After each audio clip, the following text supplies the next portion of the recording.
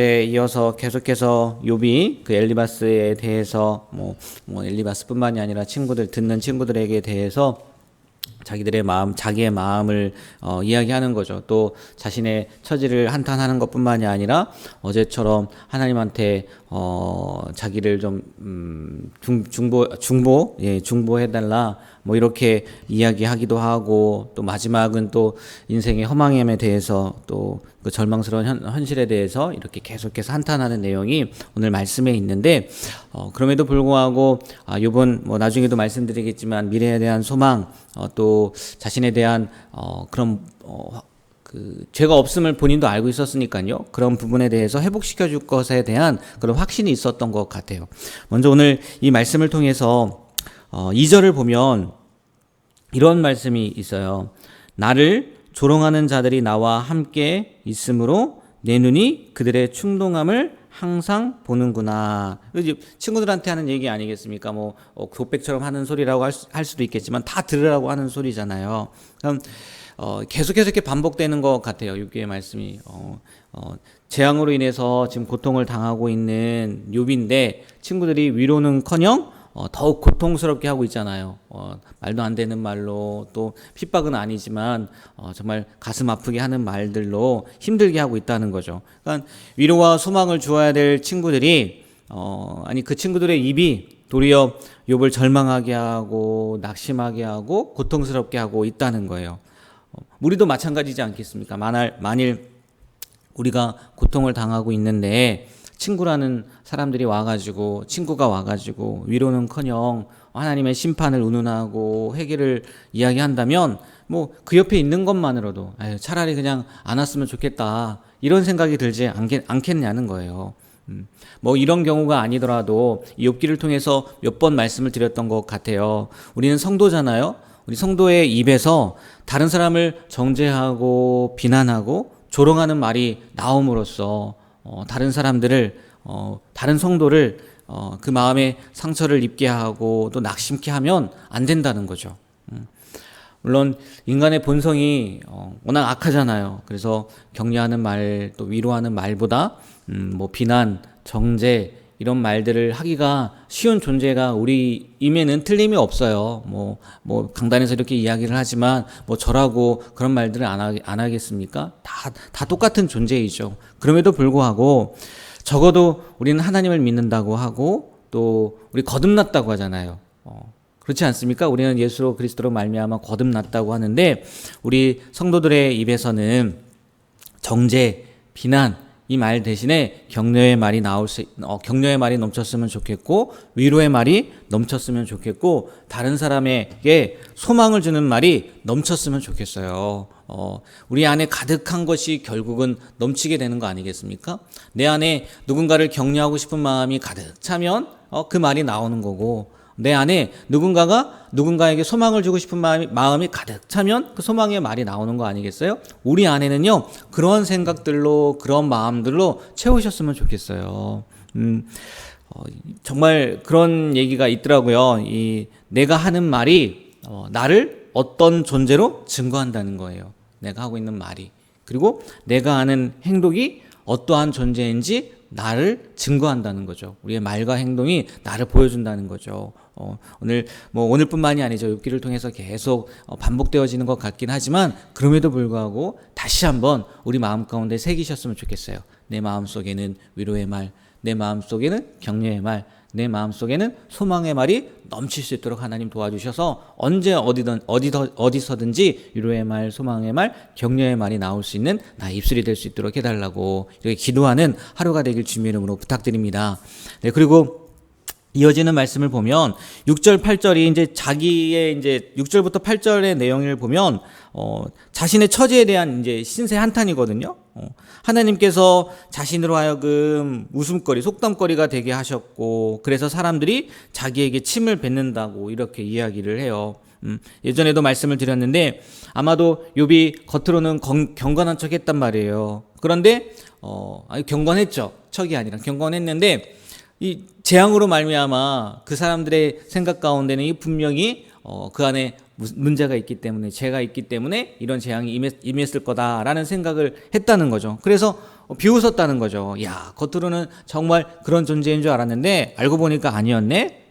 하나님한테 저주받은 거네. 이러한 상황에서 정말 욥은 절망에 빠지고 마음은 근심으로 가득 차고 뭐 눈에서는 뭐 친구들조차도 그러니까 눈물이 마를 날이 없었을 거란 말이에요. 그러면 우리가 그렇지 않습니까? 마음이 상하면 뭐도 상해요? 몸도 상한단 말이에요. 뭐 이미 몸이 상한 것 이상이죠. 뭐 왜? 육체에도 질병이 왔으니까. 그러니까 그의 입술로 계속 죽고 싶다는 얘기를 하는 거 아니겠습니까? 차라리 죽는 게 낫다라고 이야기하는 거 아니겠어요? 이쯤 되면요, 아무리 신앙이 좋은 사람이라도 하나님을 원망하고 부정할 수밖에 없어요. 욥도 그런 모습들이 보여요. 그런데요, 그럼에도 불구하고 9절 말씀을 보면요, 이렇게도 고백을 하는 거예요, 욥이. 9절 말씀 다시 한번 읽어볼까요? 9절 읽겠습니다. 그러므로 의인은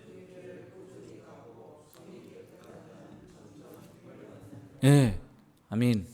그럼에도 불구하고 욥이 뭐래요? 의인은 그 길을 꾸준히 가겠다는 거예요.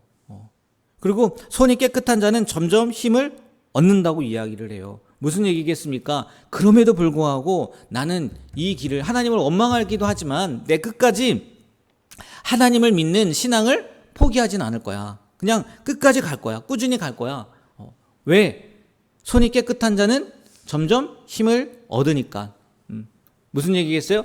계속해서 이야기했던 게 나는 하나님 앞에 범죄해서 그런 게 아니다 라는 것들을 이야기하는 거지 않습니까? 확신이 있단 말이에요. 그것만큼은 자신이 있단 말이에요. 하나님 앞에 내가 어떻게 살려고 했는지 그것만큼은 자신이 있단 말이에요. 그러니까 시간이 지나면 하나님께서 어떻게 해주실 것을 믿는 거예요. 만약에 죽으면 끝나는 거겠지만 그렇지 않다면 하나님께서 어떻게 해주신다는 걸 믿는다는 거예요. 회복시켜 주신다는 걸 믿는 거예요.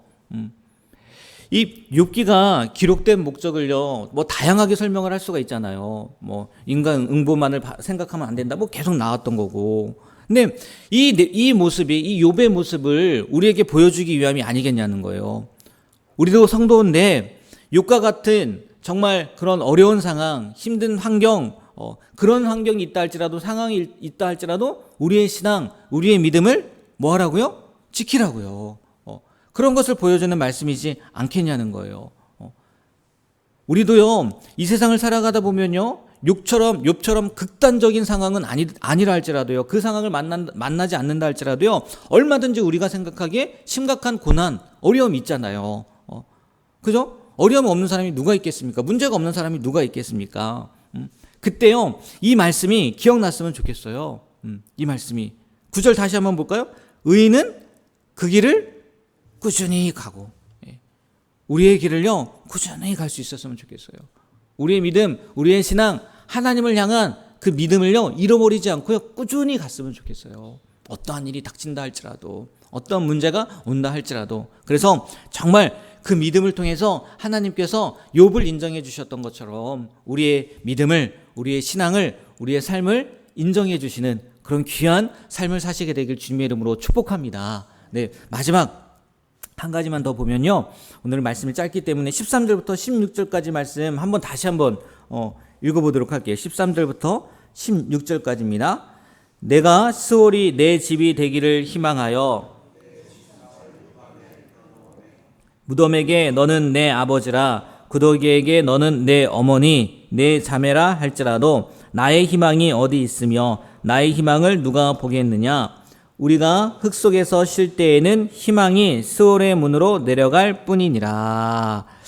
아멘. 무슨 얘기예요? 아무 소망이 없다는 얘기잖아요. 욥에게 지금 오직 죽음만이 자기를 기다리고 있을 뿐, 자기가 처한 형편 이런 것들에 대해서요 아주 사실적으로 이야기하고 있는 거예요. 여기에 말씀 가운데 나온 무덤, 스올, 흑암, 구더기, 이 말들은요 모두 욥에게서 소망이 끊어진 죽은 자와 같이 되었음을 나타내기 위한 단어라는 거예요.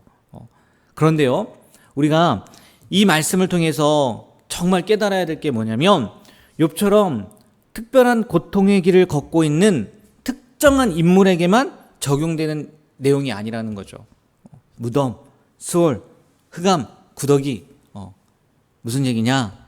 사실 우리 모든 인간은요 본래 그 처지와 상관없이 뭐를 앞두고 있어요? 죽음이라는 걸 앞두고 있다는 거죠. 죽음이라는 것. 스올에 소망을 둔 절망과 좌절의 존재가 바로 인간이라는 거예요. 왜? 성경에서 분명히 그렇게 기록하고 있거든요. 로마서에 보면 죄의 삭은 사망이라고 이야기를 해요. 그리고 우리 인간 가운데 죄가 없는 사람이 있습니까? 한 사람도 없잖아요. 그래서 우리의 결국은요, 우리의 결말은요, 이렇단 말이에요. 소망이 없는 존재였단 말이에요. 그래서 욥에게만 이런 말이 적용되는 게 아니라 우리의 인생에게도요, 당연히 이런 말이 적용이 되는 거예요. 그러나 적용되지만 또 적용이 되지 않는 존재가 우리라는 거죠. 왜요? 우리는 누구로 말미암아? 예수 그리스도로 말미암아 소망 없는 인생에서 소망 있는 인생이 되었다는 거죠. 지금 욥이요, 나의 희망이 어디 있느냐, 나의 소망이 어디 있느냐 이렇게 탄식하지만 나중에 하나님이 욥을 만나 주십니까? 만나 주지 않으십니까? 만나 주셔요. 그래서 욥에게 다시 한번 희망의 빛을 비춰 주시지 않습니까? 마찬가지예요. 아니 다르죠. 우리는 훨씬 귀하죠. 우리도요, 욥처럼 나의 희망이 어디 있느냐, 나의 소망이 어디 있느냐, 나에게 남은 것은 결국은 스올이다, 죽음이다, 그거이다, 그것밖에 없다라고 이렇게 고백할 수 없는 존재였지만 하나님께서 우리에게 예수 그리스도를 주심으로 말미암아 소망의 빛을 주셨다는 거죠. 우리는 그래서요, 소망 없는 자가 아니라 소망 있는 자라는 거예요. 스올에 떨어질 존재가 아니라 천국을 바라보며 나아갈 존재라는 거죠. 그래서요, 뭐 앞에 거 다 거두절미하고요, 다 삭제하고서라도요, 우리에게는요, 어떠한 일이 있어도 희망이 있다는 거죠. 누구 때문에요? 예수님 때문에. 이런 신실한 뭐 욥처럼 그냥 고난이 당해도 환난이 당해도 잘 이겨냅시다, 그런 믿음을 가집시다, 그런 신앙을 가집시다 이렇게 말씀을 드렸지만 그거 아니고서라도요, 여러분, 저도 마찬가지고 여러분 가운데 예수 그리스도라는 그 믿음, 아니 예수 그리스도가 자리 잡고 있다면 우리는요, 희망이 있는 존재이고 소망이 있는 존재이고 영원한 존재라는 거죠. 이 사실을 잊지 않았으면 좋겠어요. 내 안에 누가 있다고요? 예수님이 있다는 거. 이 사실을 믿고 오늘도요, 희망 가운데 소망 가운데 예수님과 동행하며 살아가는 귀한 하루가 되길 주님의 이름으로 축복합니다. 네, 기도하겠습니다. 하나님, 오늘도 생명 주셔서 주님 앞에 나와 기도하게 하시고 또 기도하기 전에 하나님의 말씀을 듣고 우리가 어떠한 모습으로 살아가야 되는지 깨닫게 하심에 감사드립니다. 하나님, 욥기를 통해서 계속 반복되어집니다. 우리 입술을 통해서, 우리 행동을 통해서 다른 사람에게 희망을 주고 또 용기를 주고 소망을 주는 말들이 넘쳐날 수 있도록 도와주시고, 또 우리도 욥과 같은 어려움을 겪는다 할지라도 우리 안에 계신 예수님을 믿음으로 말미암아 희망 안에서 소망 안에서 늘 평탄하게 평안하게 살아갈 수 있는 귀한 존재가 될 수 있도록 하나님 붙잡아 주시고 그 믿음을 잃어버리지 않도록 하나님 은혜를 더하여 주시옵소서. 예수님의 이름으로 기도합니다. 아멘.